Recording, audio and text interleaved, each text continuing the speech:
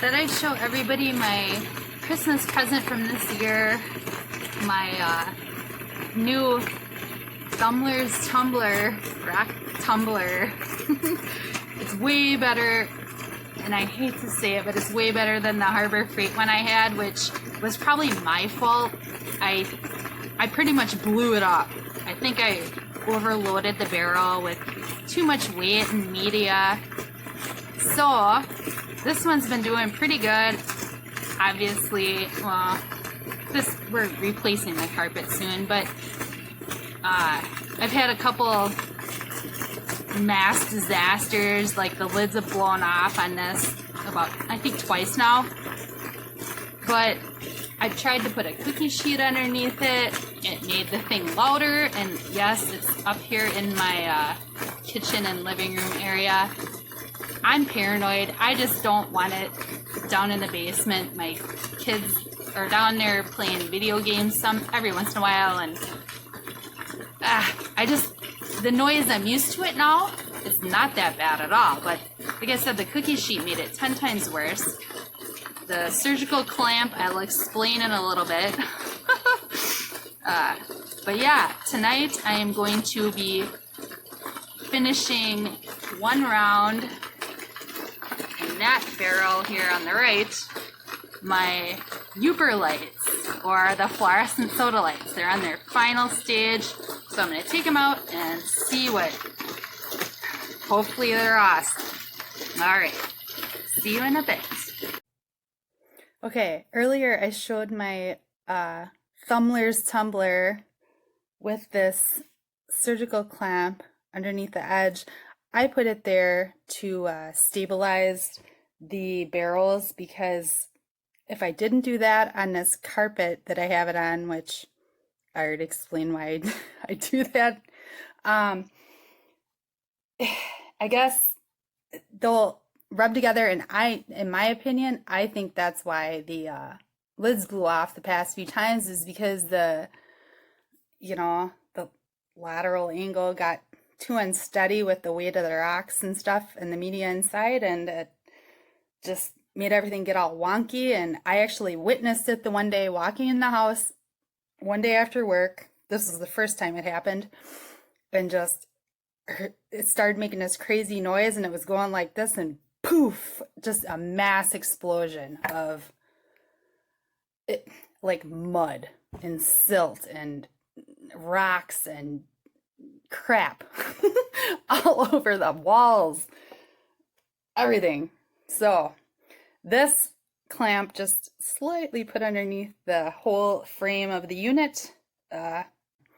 Anyway, I work in surgery, and a lot of we get a guy that comes in about once a month and repairs surgical instruments that we have, and a lot of them over time become unrepairable. So we're allowed to take them home, use them for practice and suturing and whatnot. But I just thought I'd quickly take this opportunity to share the differences between surgical instruments, which are made of cheap steel, and the good stuff. This is called the Pickup, and its official name is, I guess, this is an awful example, it's an Adson without teeth. See how shiny and chunky the tips look? I don't know. They're very just roughly cut, made for something. These are technically disposable. They come with certain kits that they use in angio for, I'm pretty sure they don't even use these for touching a human whatsoever. Anyway, the cheaper steel, which is porous and cannot be re-sterilized, it will typically say, and I don't know if this will show it, and this is a brand new example of them that, they can only be used once. I'm not going to show it. It says SS Pakistan. If it says Pakistan on anything you buy, like tweezers from the drugstore typically, it's garbage steel. Yeah, it's gonna do the job.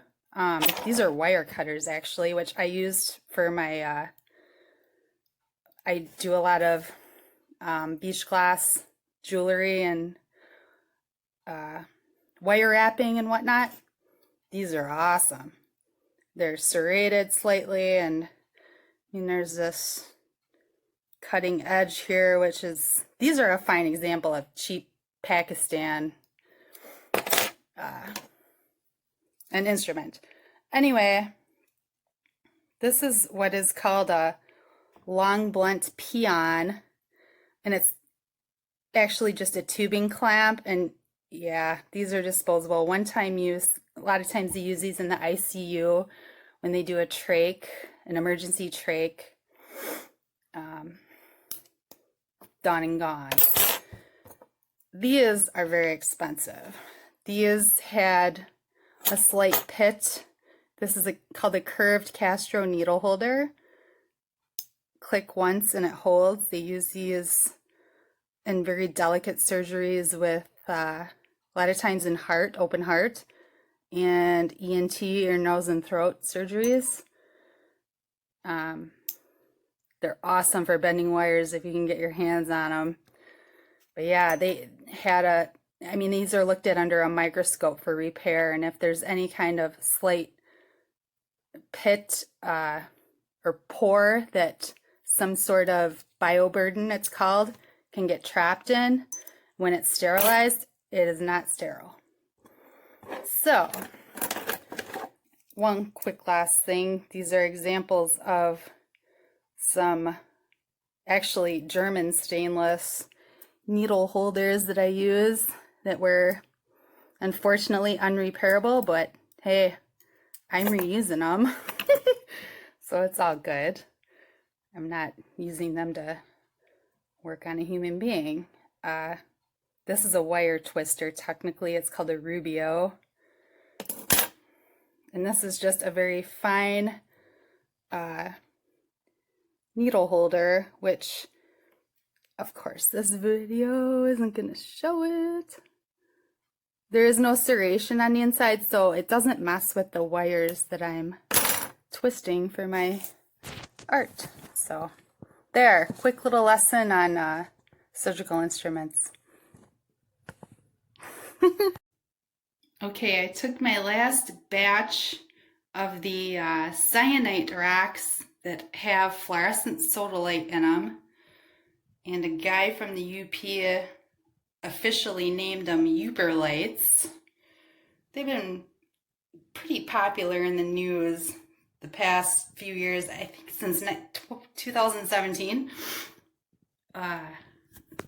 These two are not. I threw them in that batch just for fun.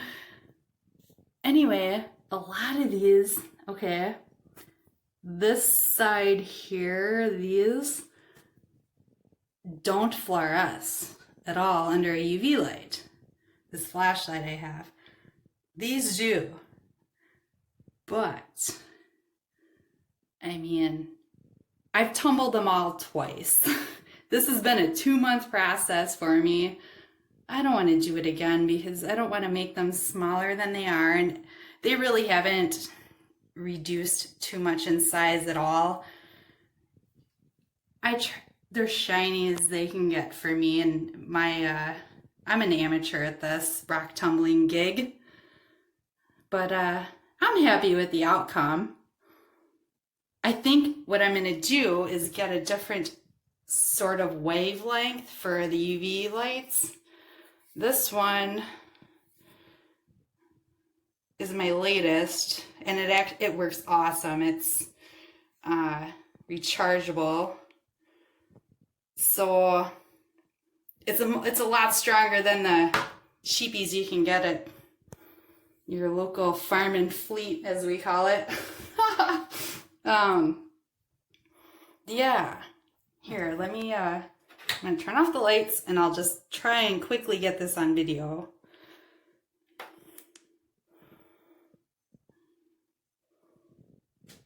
All right, that kind of shows it.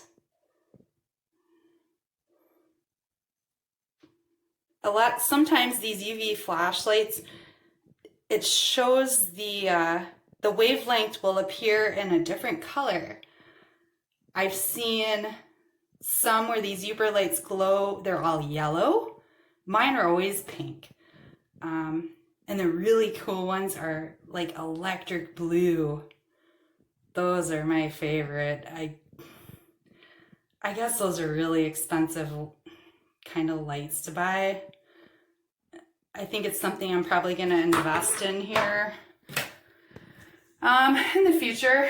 But yeah, this is all my Lake Michigan weirdness. It's about a year's worth of stuff. I'll just call it stuff for now. Fossils. Oddities. I found the old tooth I was talking about a few videos ago. See, it's not as big and pretty as the Big Daddy I found. But, oh yeah, and there's my Omars. My prizes. Anyway, yeah, I think I'm going to invest in maybe a couple different types of UV flashlights. And ultimately this summer, I would like to go up to the UP around Grand Marais. I heard is a very good spot to find these.